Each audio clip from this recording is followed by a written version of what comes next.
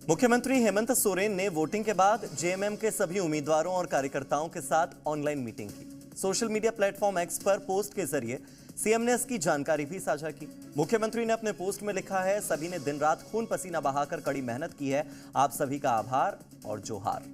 23 तारीख तक हमें कमर कसकर यही जोश और जज्बा बरकरार रखना है, बीजेपी की हर साजिश को नाकाम करना है।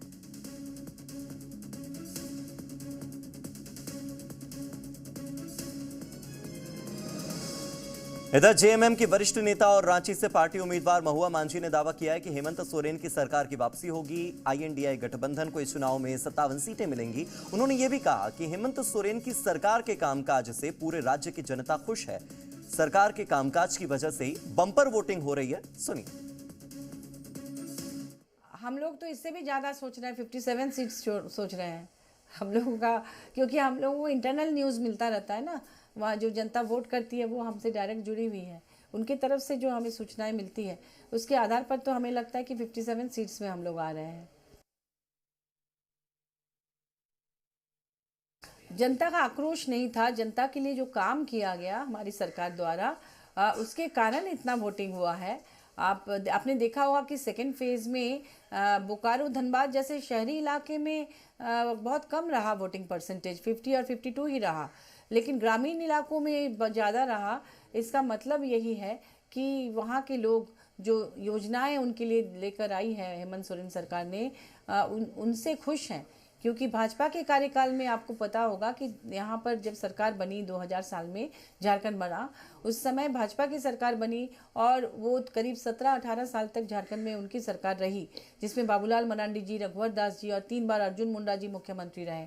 तो उस कार्यकाल में आपने देखा कि किस तरह से यहाँ की नाबालिग लड़कियों को, आदिवासी मूलवासी लड़कियों को ट्रैफिकिंग का शिकार होना पड़ा। दलाल उनको नौकरी का झांसा देकर दूसरे राज्यों में ले जाते थे, उनका हर तरह से शोषण करते थे। माननीय हेमंत सोरेन जी ने उनको वापस लाया और उनको सम्मानजनक रोजगार से जोड़ने का प्रयास किया। इसके लिए ढेर सारी योजनाएं दी, उनकी शिक्षा पर ध्यान दिया, उनके लिए नौकरियां तलाशी, उनको पलाश ब्रांड दिया, महिला समूह बनाकर उन्हें स्किल डेवलपमेंट कराया। मुख्यमंत्री रोजगार सृजन योजना के माध्यम से सब्सिडी देकर लोन देने का काम किया। इतना सारा काम उन्होंने किया। अभी मैया सम्मान योजना उनको सपोर्ट देने के लिए है। तो इसके कारण ग्रामीण क्षेत्र में ज़्यादा उत्साह है और वो लोग चाहते हैं कि ये सरकार दोबारा आए, इसलिए इतनी अधिक वोटिंग हुई है। ज़ीनिया दूसरों से बेहतर है, लेकिन जैसे हमारा आंकड़ा जो है वो 53 से ऊपर का है, फिर भी ये काफ़ी करीब दिख रहे हैं। 39 से 44 इन्होंने कहा है, तो ये बहुत ज़्यादा बायस्ड नहीं लग रहे हैं, कुछ ये करीब दिखते हैं। जो सर्वे है, एक्चुअल सर्वे है, एग्जिट पोल है, उसके काफ़ी करीब दिख रहे हैं, क्योंकि बाकी में तो उल्टा कर दिया गया है।